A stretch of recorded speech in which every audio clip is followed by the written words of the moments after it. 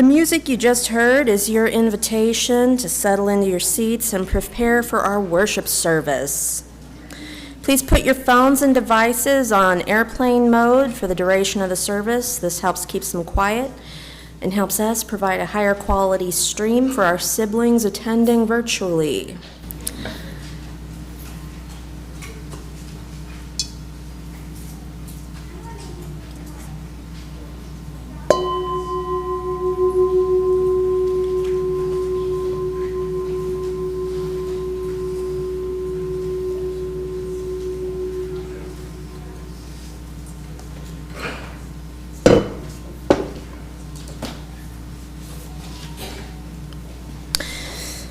Please know that whoever you are, wherever you are from, whomever you love, wherever you are on life's journey, you are welcome here. Good morning. Good morning.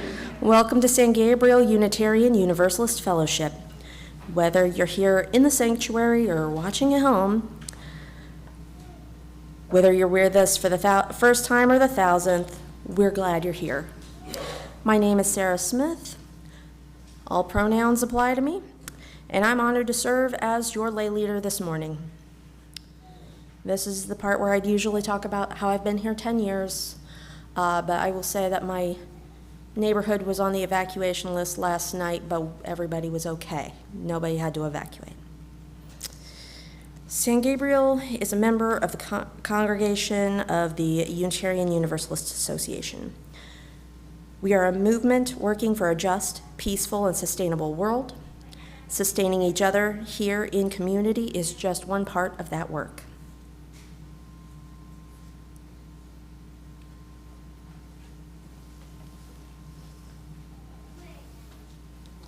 Good morning. I'm Eric Hepburn. My pronouns are he, him. I'm honored to serve as your pulpiteer. Please join me in reciting the words to light our chalice. We light this flame to remind us love is the center.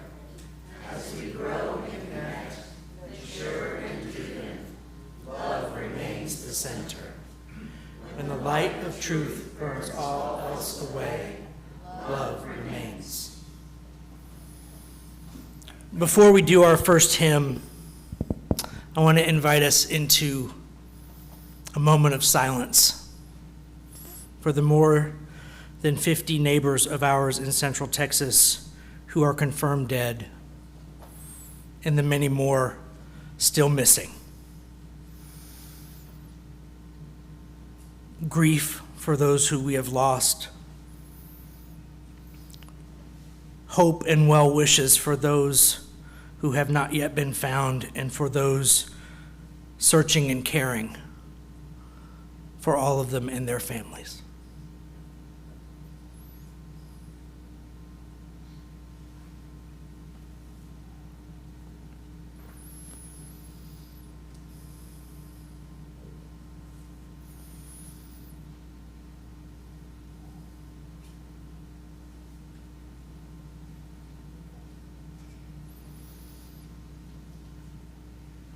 May all those who are able find safety and healing in this time. Let us greet this day in song. Our opening hymn is Circle Round for Freedom. It is number 155 in the gray hymnal. Lyrics will be projected. Please rise and body your spirit as you're able.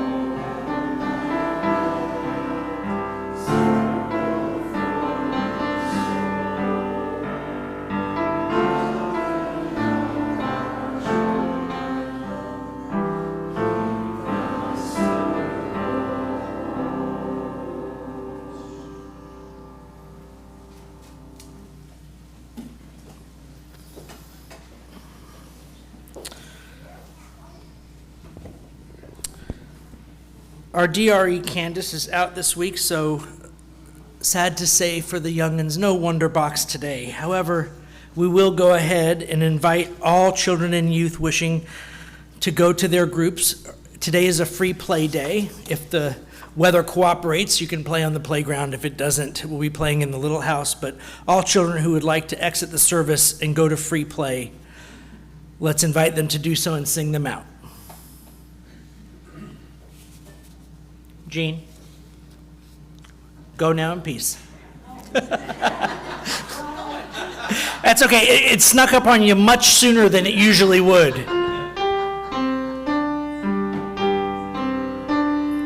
Go now in peace. Go now in peace. May the spirit of love surround you everywhere, everywhere you may go. Go now in peace. Go now in peace. May the spirit of love surround you everywhere.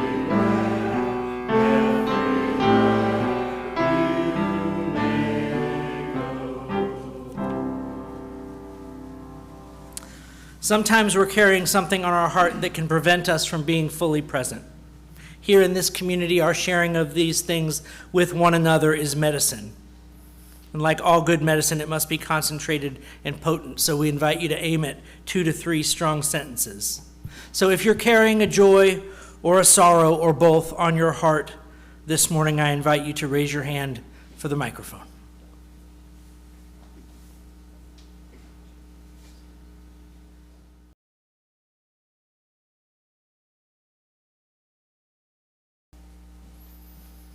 And now for our anthem this morning, We Give Them Wings, performed by Mel Moss.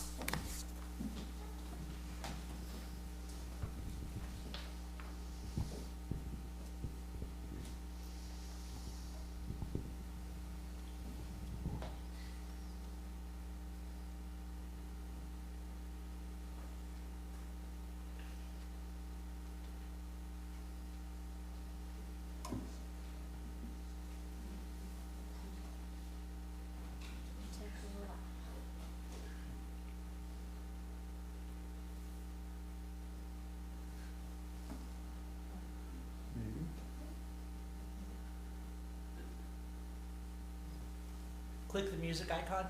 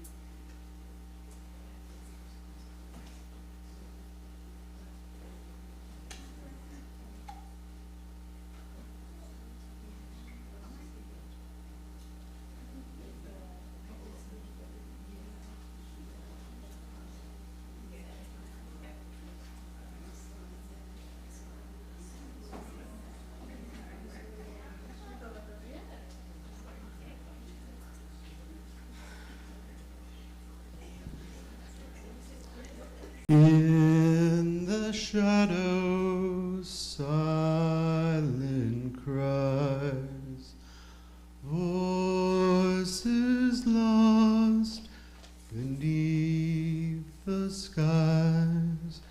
We cannot save, but stand beside, for each soul's strength must be revived.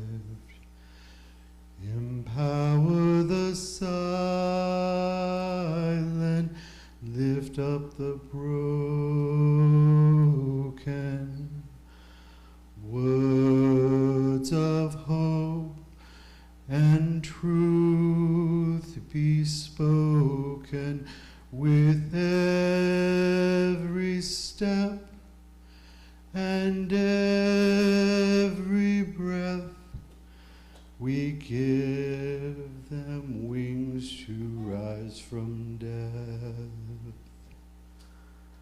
marginalized hearts in need, not charity, but chance to lead. Dignity in hands that strive to build a world where all can thrive. Empower the silent, lift up the broken. Words of hope and truth be spoken with every step and every breath. We give them wings to rise from death. Build a bridge of justice fair. Cross the chasm with love and care. Together strong, together free, we'll walk the path of unity. Empower the silent, lift up the broken. Words of hope and truth be spoken with every step and every breath. We give them wings to rise from death.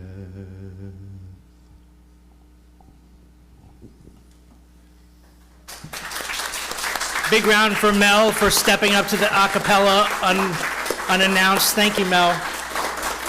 Apologize for the technical glitch.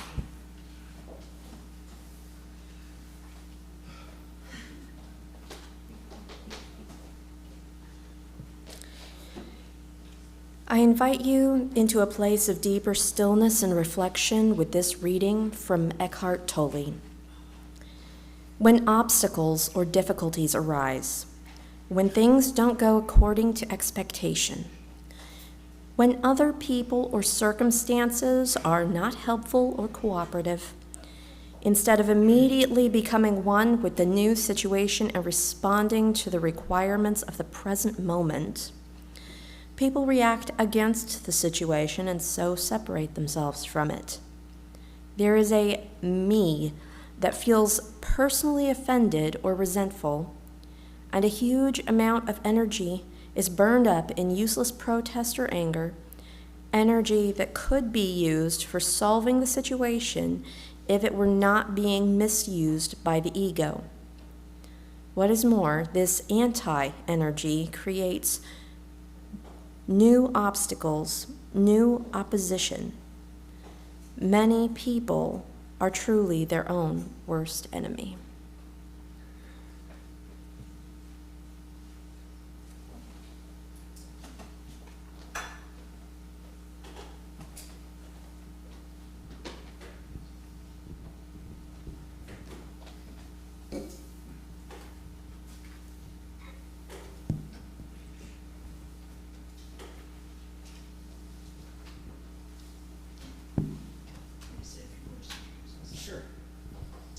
So Keith came to me in the midst of this season of many protests.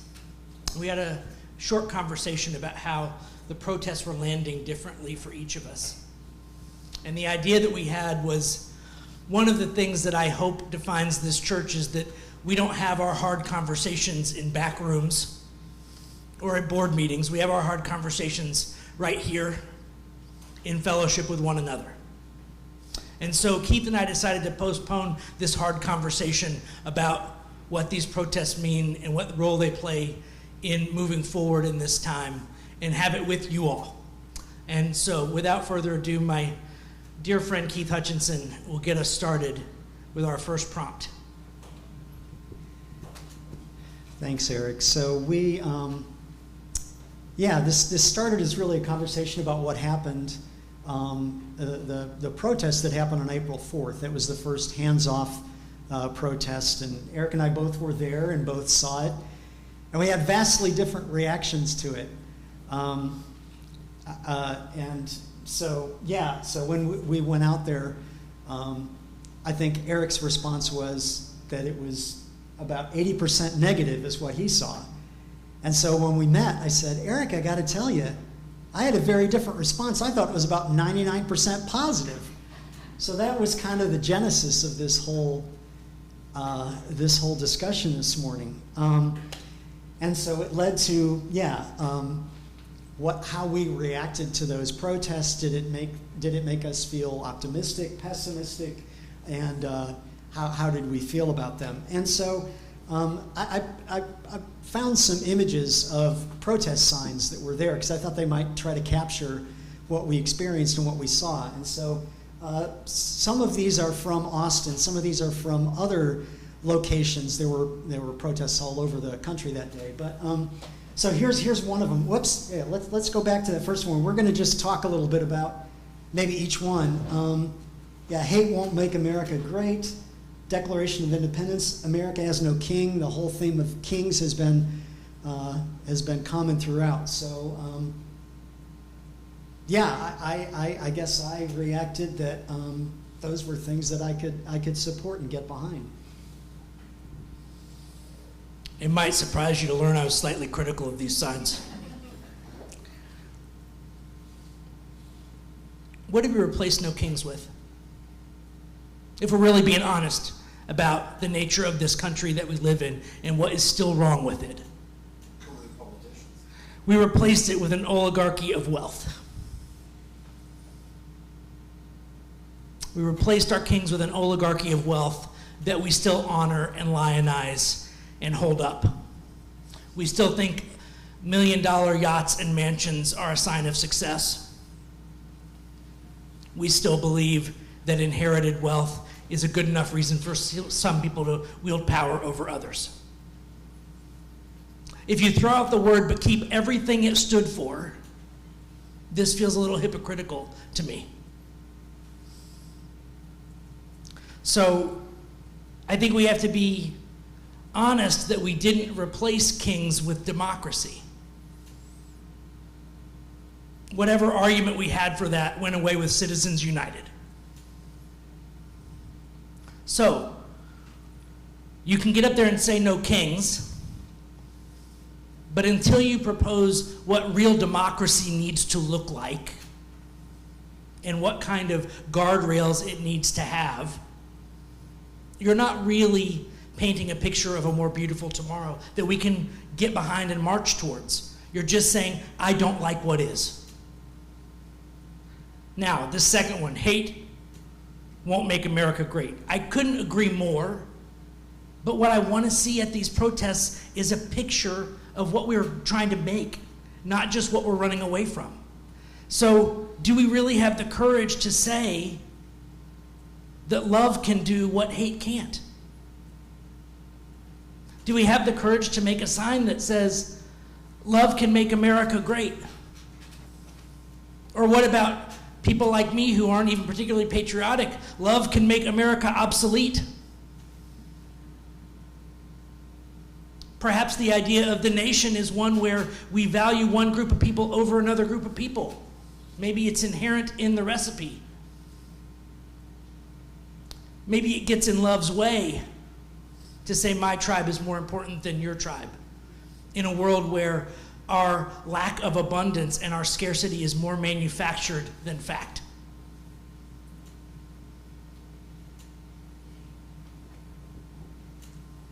Don't disagree.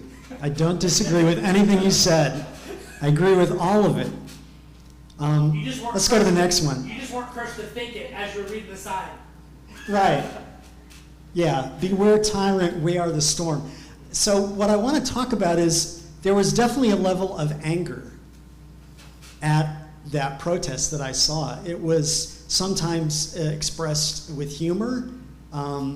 sometimes, I mean, Dana and I were there, and somebody was walking around with a little like voodoo doll of Donald Trump with some pins, and we were encouraged to stick a pin in the little voodoo doll, which is pretty juvenile, you know, but I mean, it kind of captured the spirit of where people were comfortable. Like, people were mad, and they were expressing that.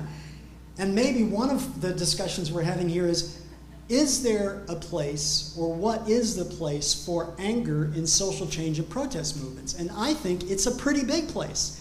And I think it's appropriate and fitting that people were angry that day. And I didn't see that as a negative thing. I thought that, I was like, yeah, you should be angry today. There's lots to be angry about. USAID was totally whacked. You know, thousands of people had lost their jobs in the federal government at that point. So, you know, for me, and people were obviously concerned about what's happening with the undocumented, ICE just running rampage. So, you know, for me, it was a moment of dissent. It was a moment. I guess I'm not anti-totally. I'm anti-totally. Whatever. What I'm trying to say is, I think there is a place for being anti. There is a place for saying, no, we do not stand for that. And of course, after that, there has to be another moment. But I don't know, Eric, did you want to talk about that one in particular? Oh, we got a couple up there.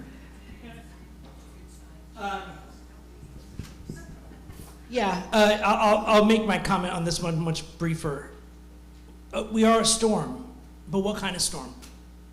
Are we just pushing the pendulum back, or are we ready to reinvent a new paradigm where that old pendulum that swings back and forth isn't relevant anymore?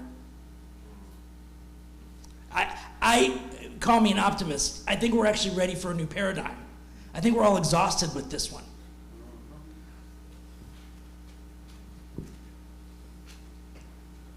Agreed. Yes. This one I thought was just an example of people just using humor, you know. Cheap eggs? Nope, measles. There was just a lot of really funny signs out there. So, do you want to? Yeah, no, I agree, funny. I almost read funny, no comments. But there's a subtext here that I just want to point out as you're designing signs for future protests. Are you inviting the people? So this sign is about people being duped. And there's a little bit of an implication that if you got duped just recently in this election, you should have known better. That's a subcurrent going around. Would you agree? Yeah. And so there's a bit of a judgment there that's not inviting you in to be part of the future. It's telling you that you're part of the problem. And so it's not that any of this stuff is, everything we're looking at is totally normal. I think we deserve a new normal. Let's go to the next one. So, you know, for me, let's face it, at this present moment, the Republicans are in control of all three branches of government at the federal level, at the state level, and at the county level.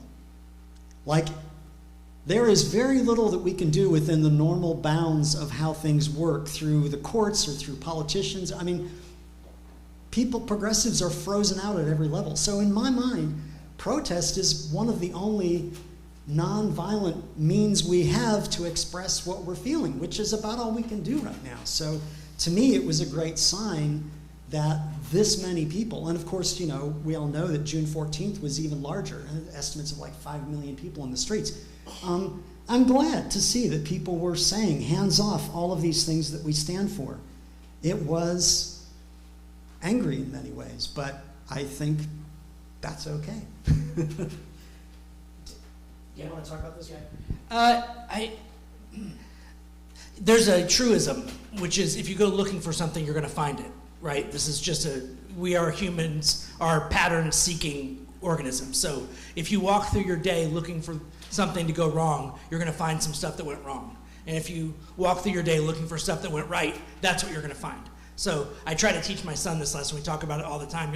You're going to find what you're looking for. So y'all have the misfortune that I was looking to be critical of these signs. The subtextual concern that I have about the hands-off movement is I feel it subtly buys into the whole Reagan plan of painting government as incapable. Like, that's such a huge substrand of our culture for the last 30 or 40 years has been this idea that the only good government is one small enough to drown it in a bathtub, right? That government can't do anything right? And I think that the left has bought into that too much. At least the neoliberal mainstream strand of the left has bought into that too much. Certainly Bernie Sanders and our new mayoral candidate for New York are not on that list. And there are some folks on the progressive wing of the Liberal Party who definitely see a role for government. But the hands-off thing, I just was like, it resonated a little too much with me with this like anti-government movement, right? But we're at this weird moment where, well, the people who are running the government are worth anti-ing. So how do we say that the institutions are necessary, but the way that they're being used is not okay? And anyway, it's a very nuanced thing, but I thought it was worth bringing up. Do we have any more signs? There might be one more. Okay. 4 more? Oh my gosh, wow. We'll be faster. All right, let's, No notes. Maybe why don't you just react to them, Eric? Okay, yeah, no notes. No notes. I could find nothing wrong with this sign. Okay. You should print it and bring it to the next protest. Eric approved. Next. Not worthy of note. For those of you schooled in debate ad hominem. Next. Appropriate sometimes. Cathartic, perhaps. Cathartic, sure. 50-50 on this one. Democracy and a government of the people, for the people, by the people, yeah. America SOS, once again, no kings, no Musk, no Putin, no Trump. It feels very ad hominem to me. And I think that what do you mean by democracy deserves articulation. It deserves a couple bullets on the sign that talk about what it is and what it isn't. Because I think too many people think what we had was democracy without really being critical of how far. Look, the Carter Center ranks democracies around the world about how good they are at being democracies. We have never been near the top of that list since it was made. Never been near the top of the list. And there are really good reasons for it. You should get curious and go research them.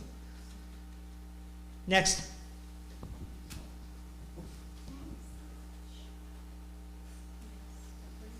No notes.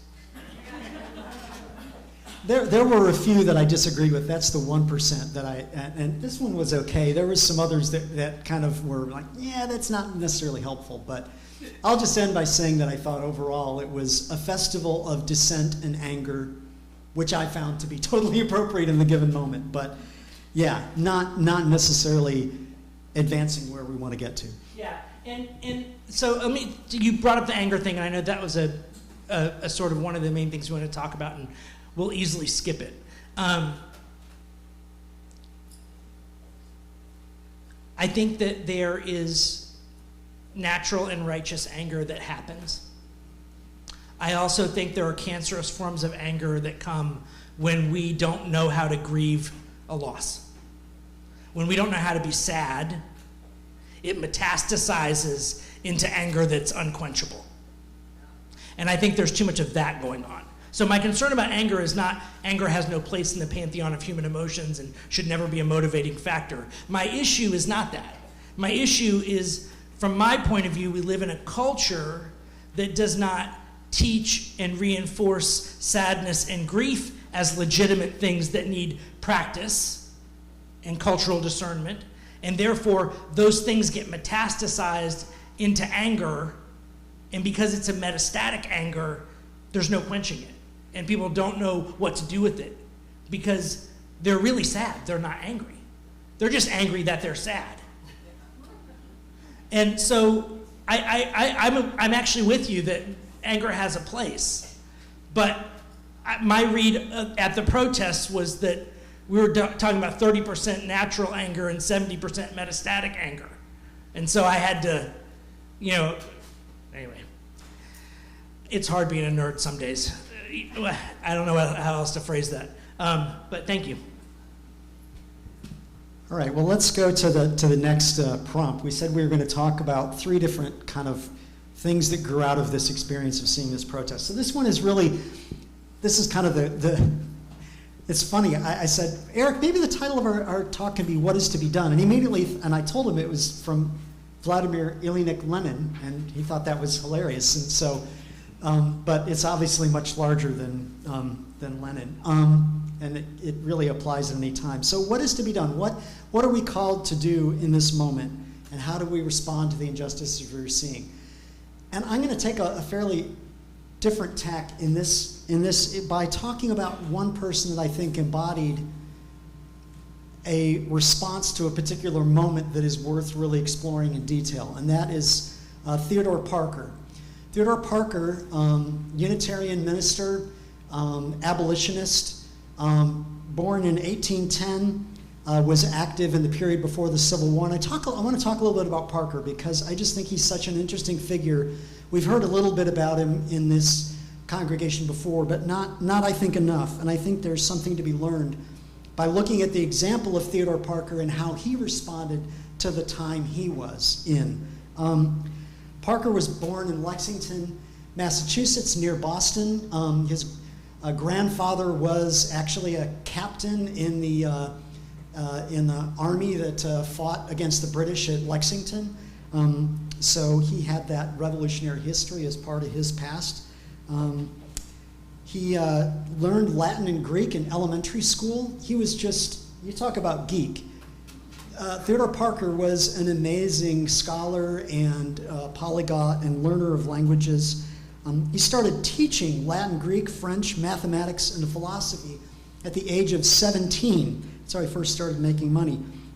Went to Harvard Divinity School, got his master's of divinity, got married. His wife was Lydia. They stayed together his whole life. And he was ordained as a minister by his congregation in West Roxbury, just outside Massachusetts, in 1836. Theodore Parker was a voracious scholar. By his early 20s, he could read, not necessarily speak, but he could read German, French, Latin, Greek, Italian, Portuguese, Dutch, Swedish, Danish, Arabic, Persian, Copton, and Russian. He taught himself all of those languages. So he could read all of this philosophy, and he was a great reader of English and German philosophy, particularly the idealists. He was a transcendentalist. He was one of the first transcendentalists. He was a member of the Transcendentalist Club that met regularly in Boston, along with Ralph Waldo Emerson, Bronson Alcott, Louisa May Alcott's father, Margaret Fuller, and a whole number of transcendentalists who really transformed Unitarianism and what we know and practice today as Unitarianism. Theodore Parker, as a transcendentalist, really revolutionized what it meant to be a Unitarian. This was long before Unitarians joined with the Universalists. But he knew of Hosea Ballou, one of the famous Universalists at that time. So Parker had a huge influence on what we now understand to be Unitarianism. And it's worth talking at more length and thinking more about his influence on both Transcendentalism and Unitarianism. But I want to focus more on something that Parker is also well known for, which is he was a abolitionist and a great against slavery. He gave his first sermon against slavery in 1838 and was helped to organize vigilance committees in Boston and actually helped to harbor fugitive slaves that were trying to escape slavery in his own house. So he was really, truly committed to the abolition of slavery from an early point. I want to read to you, I'm going to share with you a speech just a selection of a speech. It's a little long, but a selection of a speech that he gave in 1850 at an anti-slavery convention in Boston. The context at the time, so this is 1850. At this point, states are being admitted to the Union as slave states or free states. That's the context in which this is happening. So Parker says, as a man cannot serve two masters, antagonistic and diametrically opposed to one another, as God and mammon, no more can a nation serve two opposite principles at the same time. Now there are two opposite and conflicting principles recognized in the political action of America. At this moment, they contend for the mastery, each striving to destroy each other. There is what I call the American idea. I so name it because it seems to me to lie at the basis of all our truly original, distinctive, and American institutions. It is itself a complex idea, composed of three subordinate and more simple ideas, namely, the idea that all men have unalienable rights, that in respect thereof, all men are created equal, and that government is to be established and sustained for the purpose of giving every man an opportunity for the enjoyment and development of all these unalienable rights. This idea demands, as the proximate organization thereof, a democracy, that is, a government of all the people, by all the people, for all the people. This is 1850, remember, folks. Of course, a government after the principles of eternal justice, the unchanging law of God. For goodness sake, I will call it the idea of freedom. That is one idea. And the other idea is that one man has a right to hold another man in thraldom, not for the slave's good, but for the master's convenience, not on account of any wrong the slave has done or intended, but solely for the benefit of the master. This idea is not peculiarly American. For shortness' sake, I will call it the idea of slavery. It demands for its proximate organization an aristocracy, that is, a government of all the people, by a part of the people, the masters for the part of the people, the masters against a part of the people, the slaves, a government contrary to the principles of eternal justice, contrary to the unchanging law of God. These two ideas are hostile, irreconcilably hostile, and can no more be compromised and made to coalesce in the life of this nation than the worship of the real God and the worship of the imaginary devil can be combined and made to coalesce in the life of a single man. We cannot have any settled and lasting harmony until one or other of these ideas is cast out of the councils of this nation, so there must be war between them before there can be peace. Pretty strong stuff at a time when ministers generally didn't talk about slavery. The Fugitive Slave Act was passed in 1850, right around the time of this speech, which required citizens in free states to cooperate with the capture and return of slaves to their enslaver. An enslaved person, by the way, was not eligible for trial.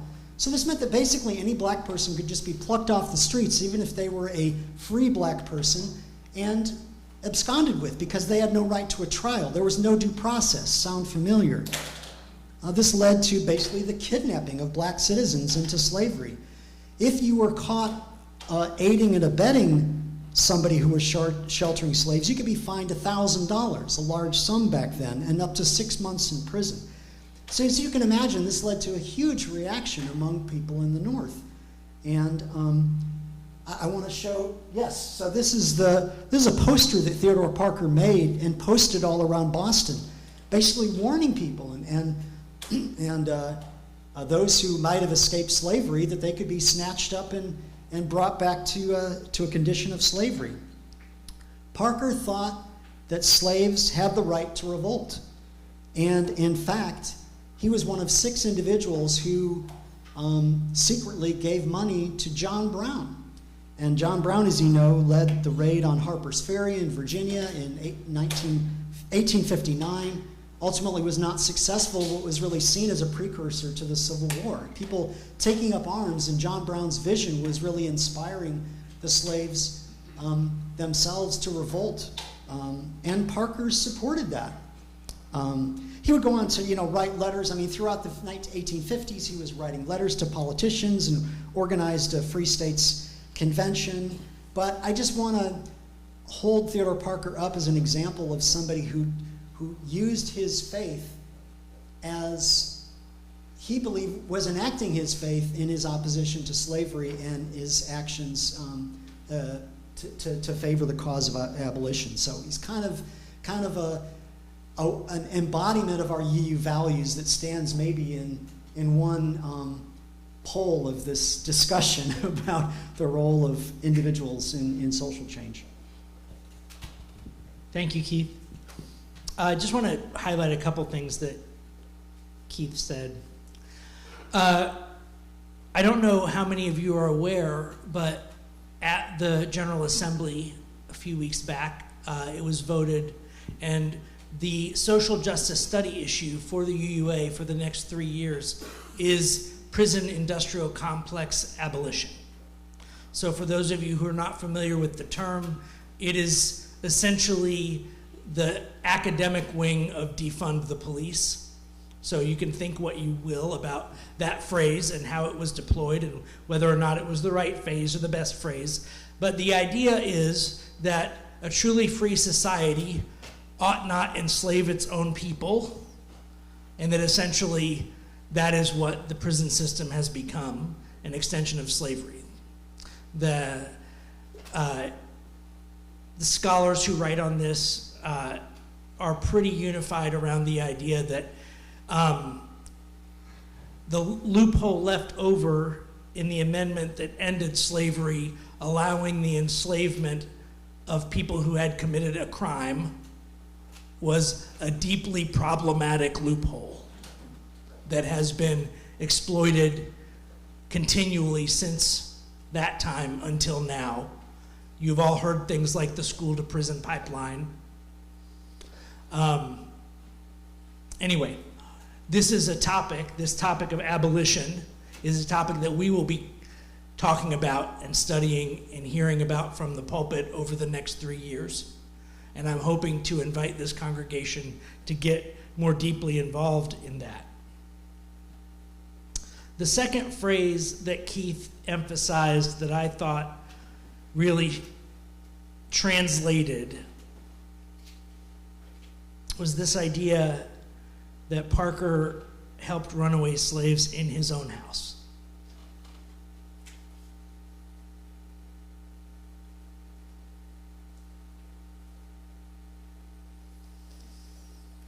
In his own house.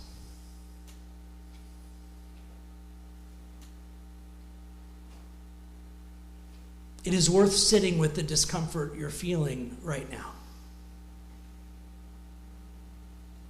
It is worth noticing the sharpness of the edge between safely protesting and venting your anger about how bad something is, and moving over the edge where you begin to put your own comfort and security and safety on the line for another.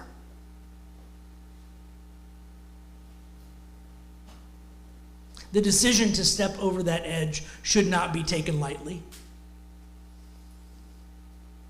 It is a serious thing to decide to move over that edge where you are now also putting something at risk.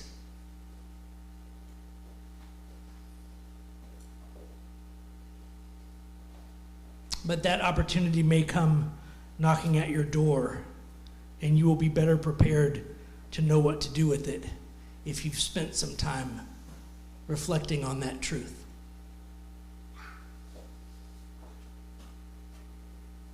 Now that might apply to your home, where you live, where your family lives, where your pets live, your children, your parents, brothers, sisters, siblings. But we could also use it as a metaphor for this place. We successfully invited the unhoused into our home last year, and we generated some press. And now Georgetown's campaign against the unhoused has intensified. Can I get an amen? For those of you who don't know, if the police think of you as unhoused, they can rouse you just for simply sitting on a park bench in the city limits now. So you and I can go sit on any park bench we like for as long as we like, unless we haven't showered for a few days and we have a backpack with us.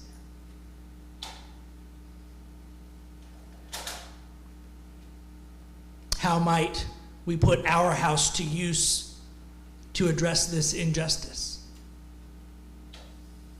Something worth considering. I was struck with the idea of thinking globally and acting locally. Like some of you this morning, I listened to a political podcast that was talking about the things that are going on at the national level with the big, beautiful bill.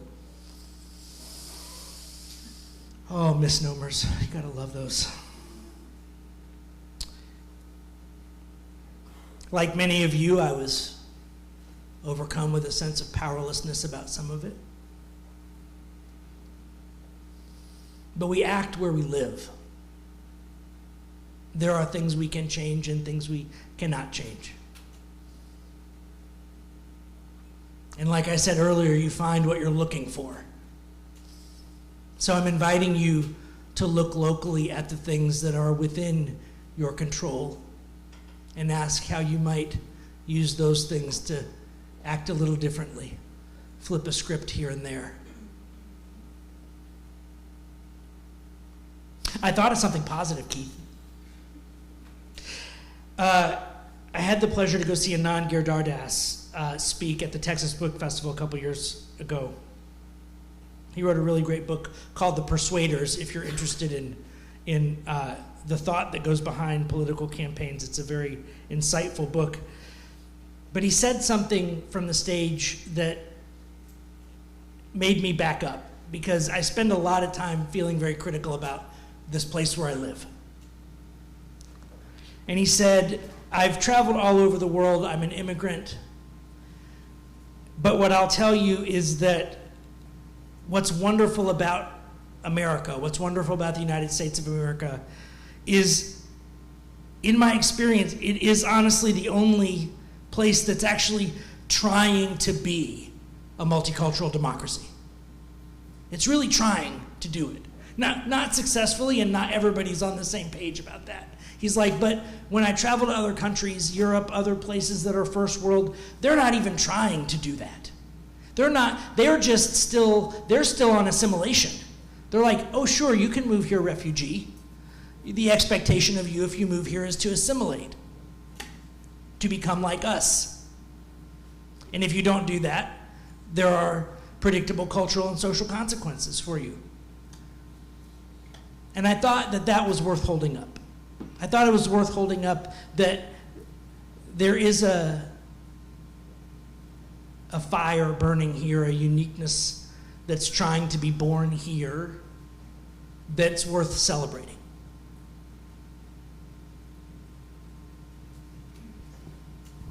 Hear, hear.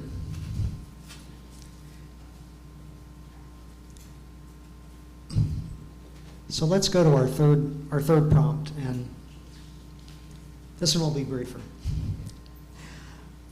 But the third prompt that we decided to look at is how does change happen? How do we think that?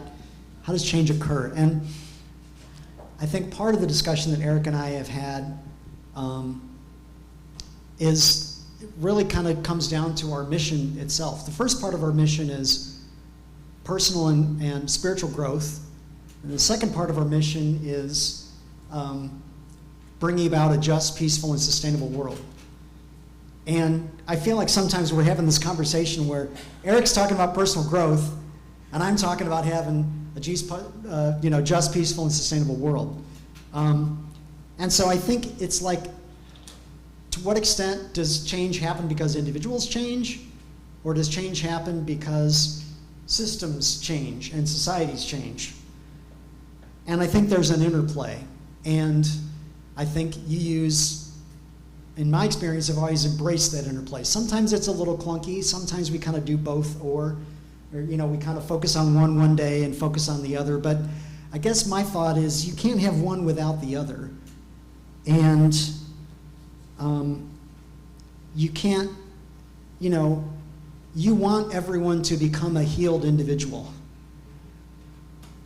But we also have to take our imperfect selves and work for social change, because we're never all probably going to be totally healed. So we got to just work with what we got, knowing that we're flawed and probably, Theodore Parker was an intense workaholic.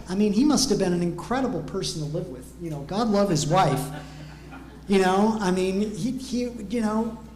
probably needed to chill, right? He probably could have used some spiritual personal growth. But, he helped lead a movement that got rid of slavery. Of course, many, many people were involved, but he was committed to social justice as an imperfect person, and I'm glad that there were people like him. So it's which side of that are we on, and how do they work together? But I think it's a continuum, and you have to have both, and that they feed off of each other. Amen. Amen. No, I agree with you, Keith. And I will say that if you've sensed from me that I've been guilty of deciding which one came first, the chicken or the egg, you would be correct. But let me tell you why. And this has to do with that whole pendulum thing. So, in my humble estimation, where the pendulum is now is people who don't know how to be sad and grieve and grow want to go out and have a fight in a self-righteous way to impose their will on other people. And that's not a way to invite those people along for sustainable social change. It's just a way to keep the pendulum swinging. And so my thought is at this moment that really doing some personal growth focus before we step back on the field, so that when something happens out there on the field that ought to make us sad, it doesn't instantly metastasize into insatiable anger, but it leaves us in a place where we're like, oh, you just made a decision that takes health care from 2.3 million people. Gosh, that's heartbreaking. Can you help me understand why you thought that, why you think that's okay? I want you to feel the difference between that conversation and this one. You're a monster. You're an awful person who's trying to kill all those people. I just want us to show up to the conversation in a different way. I don't even want to change the conversation we're having. We're having a lot of the right conversations, but we're having them in the same old broken way. And I thought, my feeling has been, at least for the last year, I think probably if you hang around long enough, we're going to see this pendulum swing back. I think over the next 3 years, we're going to talk a lot more explicitly about social justice. Some of you have come to me directly and requested that we do, and I have heard you, and we will. We're going to be reintroducing social justice one Sunday a month, starting in August. And that's going to be a concerted thing. It doesn't mean it's the only day we're going to talk about it, but it's going to be the focus one Sunday a month. But I agree with you that it's got to be a mix. But it also has to be an iterative thing. Like, we learn something spiritual that informs how we approach the justice work, and then in doing the justice work, we learn something that informs our spiritual. I think the problem we get into is we've got this monastic and activist dichotomy, and we expect people to be identity on one or the other. Oh, well, you're the one who's going to go do spiritual retreats and hang out in the woods and pray and do kumbaya stuff and go to drum circle and do whatever. Yeah, while you're doing that, I'm going to be over here at the protests we got to have all the people doing both those things. We got to have people showing up to the social justice protests and then going home and having a spiritual practice that they can use to process the emotion and the learning from that, so that when they go back, they're changed. They're not just doing the same thing they did last time. My son and I have been playing, so my son had foot surgery. And one of the things we did was we downloaded a video game called It Takes Two, where you have to have two people playing at the same time and they have to cooperate. And one of the things that you do in It Takes Two is there are these weird moments where you're like, I don't know how to get out of here, and there's two walls, and you gotta jump one wall to the other, and you gotta like lace your way up the walls. And that's the visual that came to me when you were talking about this interdependency thing. We have to show up to the protest, and then we have to ask, what did I learn from this? We do spiritual practice so that the sadness and the grieving stays what it is and doesn't metastasize. And then we see something new about maybe how our next sign is a better iteration that paints a more beautiful picture for everyone, not just demonizes the people who we know are making bad choices. As Gandhi said, I want to invite people, not punish them for sins we all possess. I want to invite people, not punish them for sins we all possess. Keith, would you like a final word? Amen. Thank you, Keith Hutchinson. Get around for Keith, please.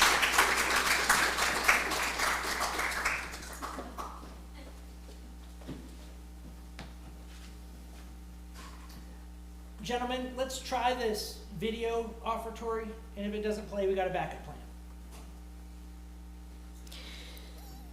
We take an offering each week to sustain this spiritual home and to support the work of our fellowship.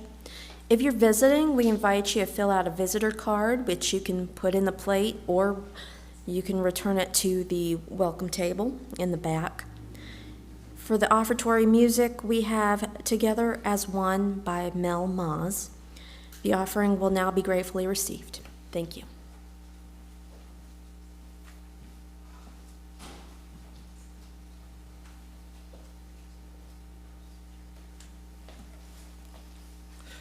For the offertory, we have Gene Olson playing Yankee Doodle Dandy.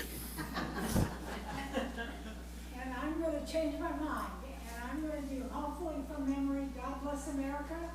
If you want to sing along, go for it.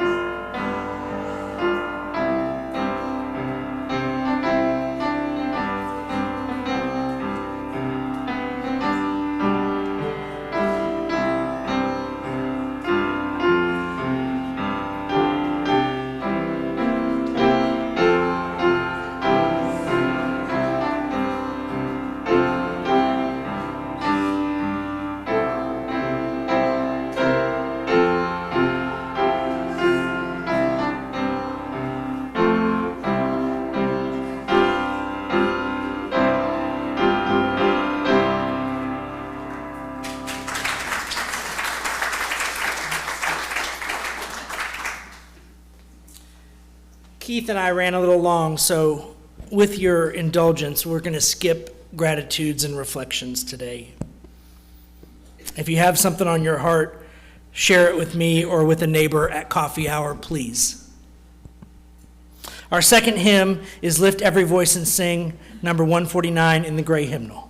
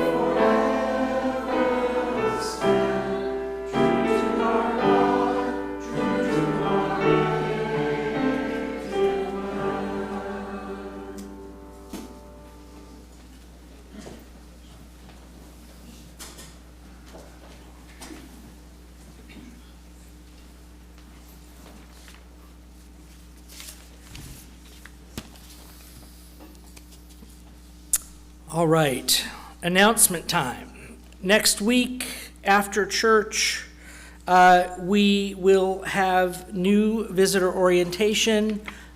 We will have childcare provided at that. So any of you who are visitors and would like to learn more about our church, there's a sign-up clipboard at the back. Please sign up today. And we do have critical mass, so that we will have new member orientation after church next week. Food will be served. All right. That's old.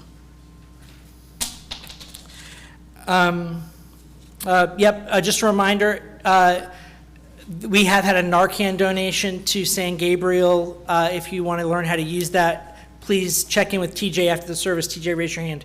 Thank you. All right. And a reminder that also on next, I think I said next Saturday, but I meant next Sunday. Next Sunday is when orientation class is. Did I say Sunday? Okay. Whew. All right, next Saturday, nope, Sunday, says right here. Also next Sunday at 6 p.m., we're having a church picnic out at the Roots That Bind Us.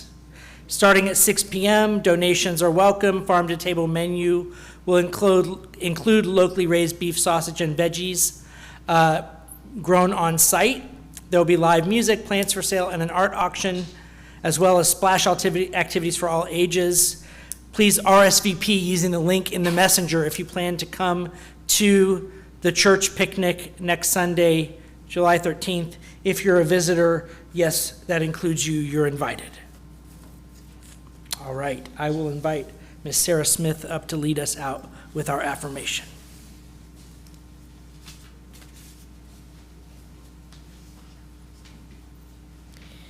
As we prepare to return to the world, we remind ourselves through our affirmation to carry our work from this place to every corner of our lives. Please join me in the call and response. Love is the doctrine of this church. We are here to love. The quest of truth is its sacrament. We are here to learn. Service is its prayer. We are here to care for others. To dwell together in peace. We are here to live in peace.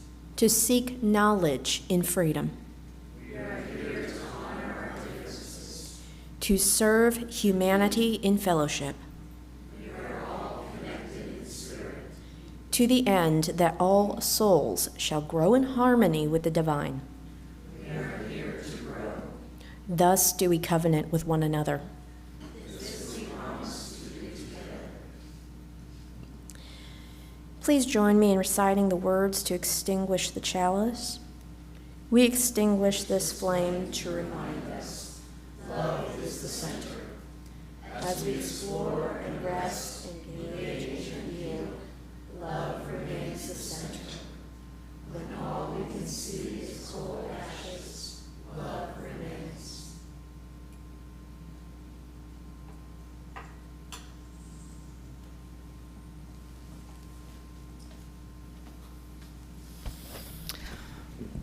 As Keith and I were talking, this idea of the monastic and the activist came up. And the idea that between those, as the Buddhists would say, lies a middle way. May you find the middle way. Amen.